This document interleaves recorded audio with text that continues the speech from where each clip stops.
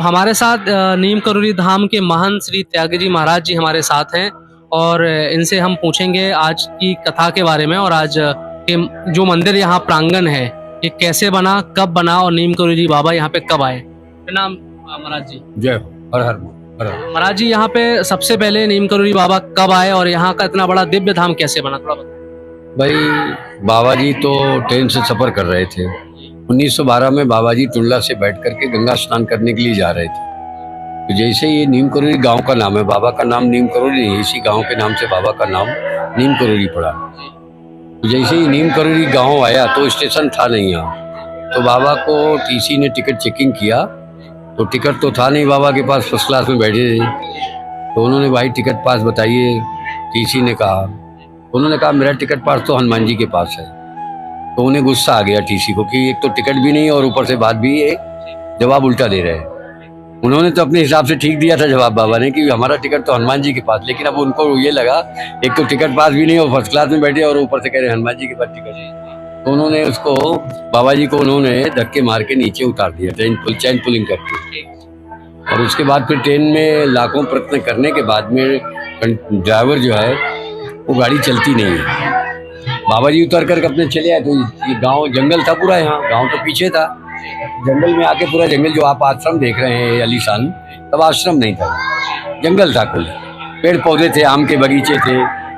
ये कटे वाले जो आप देख रहे हैं सीन है ना, उसी समय का है ये सब जंगल का सीन है। हाँ, उसी समय का फोटो लगा है बाबा का। ये 1912 का है, ये 112 वर्ष पहले का है। ये पीपल का पेड़ है, उसके नीचे बाबा जी आकर बैठ गए और अपने साधना करने लगे कि आपने मुझे धक्के मार के उतारा है, गाड़ी चलना नहीं चाहिए। और साधना में खंड तस्लीम गाड़ के बैठ गए। बहरहाल ट्रेन चालू नहीं हुई, लाखों प्रयत्न किया ड्राइवर ने, ट्रेन चालू नहीं हुई। फिर उन्होंने अधिकारियों को संपर्क किया जो उनके ड्राइवर थे, बाकायदा इंजीनियर मैकेनिक आते हैं, पूरी गाड़ी का टेक्निकल मामला होता है, उसमें कोई खराबी होने का कारण नहीं बताते हो। इंजन में कोई खराबी नहीं, गाड़ी चलने का कारण हम ये नहीं बता पा रहे। अधिकारियों से बात होती है, तभी वो पोर्टल मोबाइल होते थे, स्टेशन बाई स्टेशन बात हुई उनकी। फिर अधिकारी आते हैं तो 6-7 घंटा 8 घंटा करीब लग गया इसमें होने में। अधिकारी ने पूछा भाई ट्रेन क्यों चल रही? बोले सर ये तो हम भी नहीं बता पा रहे, लेकिन कोई खराबी नहीं है। फिर यात्रियों से जानकारी लिया अधिकारियों ने, यात्रीगणों से।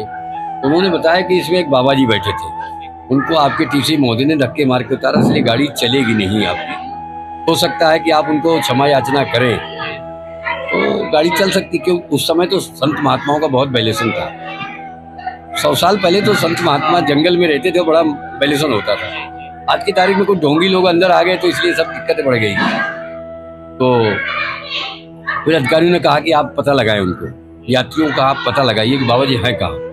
तो यात्री जो है वहाँ से 20-25 लोग उतरे ट्रेन से और ढूंढना चालू किया। तो यहाँ तक आते आते जंगल में देखा कि हाँ बाबा जी पीपल का पेड़ था, ये जो आज भी है वो पूरा जर्जरी भूत हो गया, वो पूरा पेड़ जो है खराब हो गया, ऊपर से थोड़ा हरा है, इसी के नीचे बैठे थे बाबा।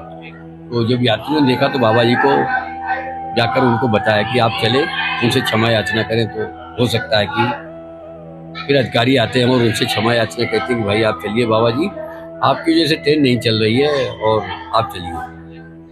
बाबा जी पहले तो गुस्से में बोले कि आपने मुझे धक्के मार के हमें उतारा गया, हम ट्रेन में नहीं बैठेंगे, आप अपनी ट्रेन ले जाए। उन्होंने कहा कि जब ट्रेन चल नहीं रही तो ले कैसे जाएंगे। तो फिर ये हुआ कि पूरी ट्रेन के बोगी की जितनी भी ट्रेन थी पूरा यात्री उतर गए गाड़ी से, और उसमें बच्चे, माताएं, महिलाएं सब आके बाबा को यहाँ आके खड़े हुए। तो जब बाबा जी ने बच्चों को देखा, महिलाओं को देखा कि मेरी वजह से इनको सबको बड़ी सभी को दिक्कत है, तो इंटीरियर इलाका गांव, खेड़ा गांव, कभी खाने पीने का यहाँ कोई सुविधा नहीं, पानी की सुविधा नहीं। तो फिर बाबा ने कहा चलिए सर ठीक है, बाबा को फर्स्ट क्लास में बैठाया जाता है, जैसे ही बाबा बैठते ट्रेन चालू हो जाती है। तो पहला चमत्कार तो यही हुआ है। फिर वो गंगा स्नान करके दूसरी पैसेंजर से वापस आते और फिर यहीं आसन जमाते। तो 1912 से 35 तक बड़ी साधना बाबा की हुई। और हनुमान जी की जो मूर्ति बनी है वो बाबा ने मिट्टी और गौ के गोबर से बनाया और इन्हीं से सिद्धि प्राप्त किया। 1935 में बड़ा यज्ञ बाबा करते हैं यहाँ, बड़ा भंडारा करके, और भंडारे के बाद यहाँ मुंडन भी होता है उनका।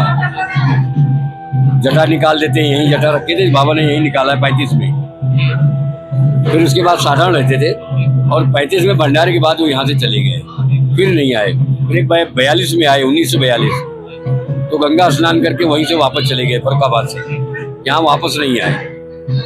तो बाबा का तो ये मेन पीठ है। इस गांव का नाम नीम करोली है, बाबा का नाम है लक्ष्मण दास। आज रेलवे स्टेशन में उनके नाम से बोर्ड भी लगा है, रेलवे स्टेशन बनाया गया, पहले नहीं था, और लक्ष्मण दासपुरी के नाम से स्टेशन बना है। और इस गांव का नाम सारी दुनिया में चला गया। बाबा जी 35 में जहाँ भी गए, जिस स्थान पर गए, तो बाबा नीम करोली के नाम से जाने गए। आज भी करोड़ों की मानता यहाँ से पूरी हो चुकी है, लाखों की बात नहीं है। बहुत दूर दूर से लोग आते हैं और ये सिद्धि पीठ है। अब तो बड़ा ही होता चला जा रहा है, क्योंकि पाटल नसर तीर्थ स्थल हो गया और माननीय मुख्यमंत्री जी का भी काफ़ी इसमें योगदान है।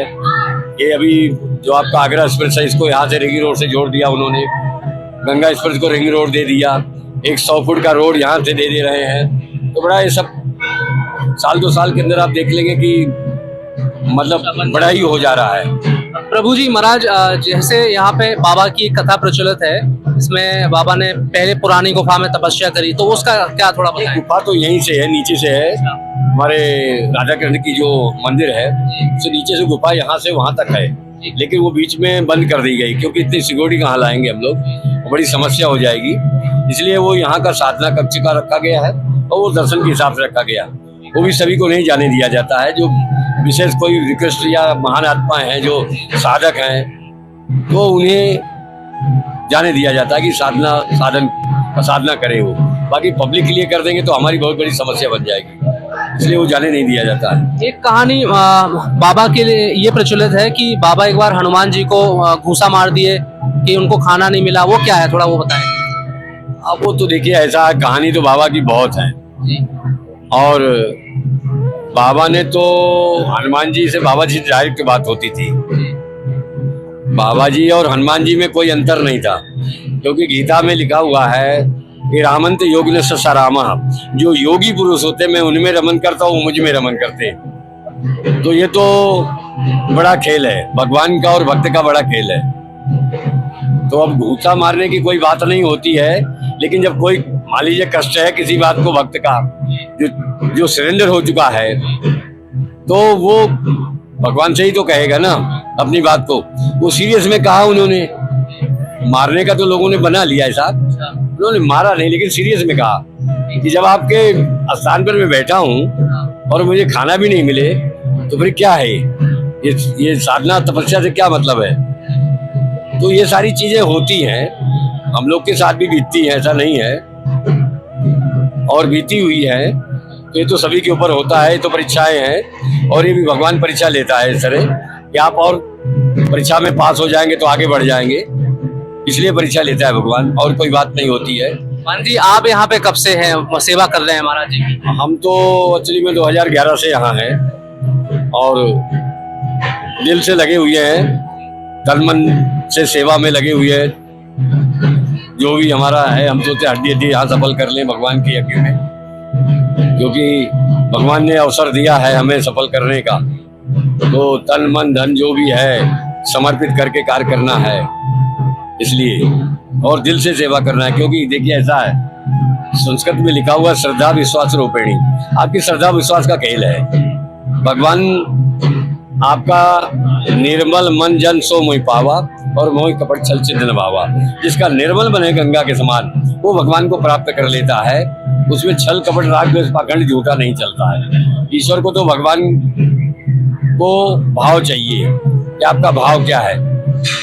आप के अंदर अगर भाव उत्पन्न है तो आप कहीं भी बैठे हैं भगवान को प्राप्त कर सकते हैं। और ये तो बड़ी पीठ है, यहाँ तो अनेक आत्माएं तड़पती हुई आती हैं और हंसती हुई जाती हैं, रोता हुआ आता है और हंसता हुआ जाता है। तो बड़ा मान जी, एक और हमारा सवाल है कि यहाँ पे बाबा के कई सारे भक्त हैं और हम उनके ऊपर वीडियो बनाते हैं, तो उसमें मुझे लोग कमेंट करते हैं कि कहते हैं कि बाबा की मैं इतनी भक्ति करता हूँ, पूजा करता हूँ, लेकिन मेरे कष्ट दूर नहीं कर रहे हैं बाबा, मेरी सुन नहीं है। हमने आपको पहले ही बता दिया कि भगवान परीक्षा तो लेगा, भक्त की परीक्षा लेता है, अभक्त को दंडित करता है, भक्त को दंडित नहीं करता। समय लगेगा थोड़ा ना।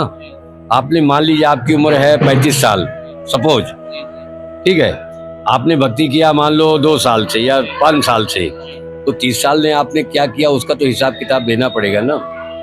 आप जब तक आपका पूरा नहीं हो जाएगा, कट नहीं जाएगा, तब तक वो नहीं देगा ना आपको। आपके बैंक में जमा ही नहीं है तो कैसे दे देगा बैंक वाला पैसा। तो ये बड़ा रहस्य है अंदर की बात। या तो फिर आप रफ्तार तेज कर दें, 100-200 किलोमीटर की रफ्तार में चले, मतलब जंप लगा देना आप, इतना राम राम कर दें कि जल्दी आपका पिछला जो है जल के भस्म हो जाए। वो हम कर नहीं पा रहे। जैसे कि 10 मिनट के अंदर 1000 मंत्र होता है, राम राम करेंगे। 1 घंटे में 6000 होता है। अगर आपने 1-2 घंटा अगर 10-11 हजार 12 हजार मंत्र का जाप कर रहे हैं 2 घंटे, तो आप 6 महीने में आपको पता चलने लगे। लेकिन हम वो कर नहीं पाते ना। भक्तों को कौन सा मंत्र का जाप करना पड़ेगा जिससे बाबा की कृपा उनको जल्दी प्राप्त हो? मंत्र कोई भी जाप करिए आप। राम नाम तो महामंत्र है। रा से रामेश्वर और माँ से महेश्वर। तुलसी जी ने जपा, वाल्मीकि ने क्या जपा? मरा मरा जपा। तुलसी जी ने राम राम जपा, तो ब्रह्म के समान बन गए। वाल्मीकि ब्रह्म के समान हो गए कि नहीं? उल्टा नाम जगत का जाना, वाल्मीकि भाई ब्रह्म समाना। तो राम मतलब महेश्वर रामेश्वर महेश्वर, शिव जी का ही नाम तो राम है। हम लोग समझ नहीं पा रहे कि राम जी और शिव जी कोई दूसरे थे। तो ये सब एक ही चीज है। भगवान एक ही, एको ब्रह्म द्वितीयो नास्ति, परमात्मा एक ही, ब्रह्म एक ही, 2 4 10 नहीं है। आप गॉड कहें, खुदा कहें, अल्लाह कहें, भगवान कहें, सब एक ही है। जैसे क्रिश्चियन कहता है गॉड इज लाइट, प्रकाश। मुसलमान कहता है कि शाने अहमदी में चमन में जहूर है, कर गुल में सजर में खुदा का नूर। नूर माना उजाला। हम क्या कहते हैं हिंदू धर्म में 12 ज्योतिर्लिंगम। ज्योति माना प्रकाश। पंजाबी कहते हैं एक ओमकार सत्यनाम, ओमकार के ऊपर जो बिंदु लगती है ज्योति स्वरूप वही तो है। तो सभी तो एक ही बात को मान रहे हैं, दूसरे को नहीं मान रहे। इसलिए जब हमको निश्चय हो जाएगा, मंत्र कोई भी जाप करेंगे, पंचाक्षरी मंत्र ओम नमः शिवाय, अगर ओम नमः शिवाय का जाप करते हैं तो 5 गोली लगी, हाई डोज है। राम राम करते हैं तो 2 अक्षर का मंत्र है, ये भी महामंत्र है। तो मिलना सब कुछ उसी में है, लेकिन करना पड़ेगा आपको। मंत्र का जाप करना पड़ेगा आपको। किसी भी मंत्र का जाप करिए। आप ट्रेन में जा रहे हैं, बस में जा रहे हैं, गाड़ी में जा रहे हैं, पैदल चल रहे हैं, आपको 2 घंटा आपको लगना है सफर में, आप मंत्र जाप करते जाइए, आपका सफल हो जाएगा। माताएं बहनें अपनी खाना बनाती हैं, अब वो कहेंगे हमें टाइम नहीं है। बहुत टाइम होता है उनके पास। खाना बनाने में 1.5 से 2 घंटे लगते हैं एक टाइम में। लगते हैं कि नहीं लगते? क्यों बेटा? 1.5 घंटा कम से कम लगते हैं। 2 टाइम खाना बनाए तो 3 घंटे हो गए। अगर आपने खाना बनाते समय मंत्र जाप कर दिया तो आपका घर पावरफुल होगा, किचन भी पावरफुल हो जाएगा, भोजन भी महाप्रसाद बन जाएगा। जो वही खाएगा उसे शक्ति आ जाएगी। पति को, बच्चों को, माता पिता को, वो कहना नहीं पड़ेगा, कहना नहीं मानता, वो आपके कंट्रोल में काम करेगा, जो भी आत्मा होगी, क्योंकि आप भक्त आत्मा है ना। तो माँ, इसलिए माताओं को क्या कहा गया? गृह लक्ष्मी। अगर वो लक्ष्मी है, शक्ति है, तो अगर वो भक्त है तो अनेकों को परिवर्तन कर सकती है। उसके पास समय है, पोछा लगा रहे हैं, झाड़ू लगा रहे हैं, खाना बना रहे हैं, कपड़े धो रहे हैं, बहुत सारे उसमें काम करना है। ऐसा नहीं कि आपको बैठना है, बैठने का मतलब समय नहीं है आपके पास, काम करते हुए करिए। इसलिए मराठी में एक कहावत है कि दिल यार ले हाथ काट ले। दिल से भगवान को याद कर रहे हैं, हाथों से काम भी करना है। हम लोग चलते फिरते भजन करते रहते हैं, ऐसा नहीं कि माला लेके घूमते हैं, क्योंकि ऐसा है कि माला फेरत युग भया, फिरा नमन का फेर, कर का मन का डार दे, मन का फेर। जब निरंतर आप भगवान को याद करने लगे तो माला की जरूरत नहीं पड़ेगी। वो तो उसे जरूरत पड़ती है कि जिसको स्मृति भूल जाती बार बार, इसलिए उसे माला की जरूरत पड़ती है किसी। बाकी तो मन की बात है। हम लोग देखो आश्रम में घूमते रहते हैं तो आप समझते कि क्या घूम रहे हैं? नहीं, मंत्र जाप करते चलते हैं। हाँ जी, एक और चीज पूछना है कि कंबल की कथा क्या है? महाराज जी का कंबल क्यों चढ़ाया जाता है और कंबल चढ़ाने से क्या लाभ प्राप्त होता है भक्त को? नहीं, वो तो देखिए ऐसा है, सब अपनी अपनी भावना के ऊपर है। 5-7 वस्त्र होते हैं, तो उसमें से कोई 1 चढ़ाता है, कोई 7 चढ़ाता है, कोई 5 चढ़ाता है, कोई 2 चढ़ाता है। वो तो जिसकी जितनी भावना रहेगी। कंबल चढ़ाने से कामनाओं की पूर्ति होती है। आपने कंबल किसी को दिया आपने, अब उसमें वो बैठेगा या ओढ़ेगा, तपस्या करेगा कोई भी भक्त, तो उसमें आपका धन लगा है ना, तो आपको प्राप्त हो जाएगा, आपको फल प्राप्त हो जाएगा। एक और कंबल की हो जाएगी महाराज जी, एक और कंबल की बाबा को उड़ा दिया गया कंबल। मान लीजिए आपको दिया भी गया, आपने एक उड़ा दिया, एक ले लिया, तो वो आप उसको यूज भी कर सकते हैं, आपके घर में रख सकते। कोई बीमार है, कोई बात है, तो आप उड़ा दीजिए उसको, तो उसकी बीमारी भी ठीक हो जाती है, पावर भी मिलता है। कंबल उड़ाने से अगर यहाँ बाबा का चढ़ा हुआ कंबल किसी मरीज को उड़ा दिया जाए तो उसकी बीमारी दूर हो जाएगी? हाँ, बीमारी दूर होती है, शक्ति आती है, उसको पावर मिलता है। ये तो बड़ा रहस्य है ना, क्योंकि बाबा को जो इतनी महान आत्मा है, जो भगवान से जुड़ी है, मतलब ये साधारण आत्मा नहीं, महान आत्मा है, जिनके दर्शन हो रहे हैं अनेकों जगह, अनेकों साक्षात्कार हो रहे हैं, जगा रहे हैं लोगों की मनोकामना, तो भगवान ने उनका जो है रथ ले लिया ना, स्वीकार किया ना भगवान ने। सबका रथ तो नहीं स्वीकार करते ना, तो वो रथ स्वीकार किया, इसका मतलब वो तो भगवान के करीब है ना, वो ये आत्मा सब भगवान के करीब है। जैसे गोस्वामी तुलसीदास ने रामायण के अंदर एक चौपाई का व्याख्यान किया है कि राम से अधिक राम का दासा। जो दास होता है कमजोर मत समझना उसको, क्योंकि वो दास है ना, भगवान की चौकीदार है ना, वो अर्दली है उसका, और 24 घंटा उसकी सेवा में रहता है, खाना पीना, देख रेख, आरती, भोग प्रसाद, ये बड़ी बात है, ये तो समझने का विषय है। इसलिए महाराज जी ने, गोस्वामी तुलसीदास ने क्लियर किया उसमें कि राम से अधिक राम का दासा। जो दास है मेरा कम नहीं है, दास को कम मत समझे। इसलिए भगवान बाबा जो है हनुमान जी के और राम जी के नजदीक थे, क्योंकि राम राम का जाप किया उन्होंने। रोम रोम में राम सभा के, जैसे हनुमान जी को क्या था, रोम राम रसायन तुम्हारे पास है, मतलब राम नाम का रसायन पी गए वो, तो क्या हुआ उनको, अष्ट सिद्ध नवनीत के दाता स्वर्दी, अष्ट सिद्धियां आ गई, 9 के देने वाले बन गए। तो ये तो महामंत्र है ना, इनके जाप करने से आपको पावर मिल ही जाएगा, लेकिन 1 दिन नहीं, 2 दिन नहीं, परमानेंट चलता रहे आप। महाराज जी एक और कथा है बाबा के बारे में प्रचलित कि बाबा कहीं महाराष्ट्र में उनका भक्त का बेटा कहीं गया हुआ था, तो उनको कंबल से बचाया ओढ़ के, गोलियां बचने, वो थोड़ा बताया मुझे, डिटेल में बताया। वो तो मिलिट्री में ऐसा कुछ था कि भारत पाकिस्तान की कुछ लड़ाइयाँ हो रही थी, उस लड़ाई में से शायद वो बाबा जी गए किसी घर पे, तो उनके माता पिता बड़ा अफसोस में थे कि भाई मेरा बेटा वहाँ है, फौज में है, और वहाँ लड़ाई चल रही है। तो उन्होंने जो है सारा अपने कंबल पे ले लिया था, वार जितनी बाबा जी घर पे रुके, रात में रुके, वो लेटे रहे, तो जो भी वार हो रही थी, गोलियों की वहाँ बौछार हो रही थी, वो सारा कंबल में ले लिया उन्होंने बाद में। और रात भर बाबा कलहरते रहे, उनको लगते रहे, और वो जब चले गए बाबा जी, तो फोन भी बात जो भी हुई तार पीर की, तभी फोन नहीं थे, ऐसे टेलीग्राम वगैरह होते थे, तो पता किया गया, तो टेलीग्राम से बताया गया कि नहीं कुछ भी नहीं हुआ। और वो तो बाबा जी अपने ऊपर सब पूरा, हाँ, तो किसी जब वो कहीं बाबा जी गए किसी दूसरे स्थान पर, तो जब वो कंबल निकाल के फेंका गया, तो बाबा जी को देखा कि पूरा कंबल से खून का जो है, तो ये सारी उनके पास तो बड़ा अद्भुत सब चमत्कार था।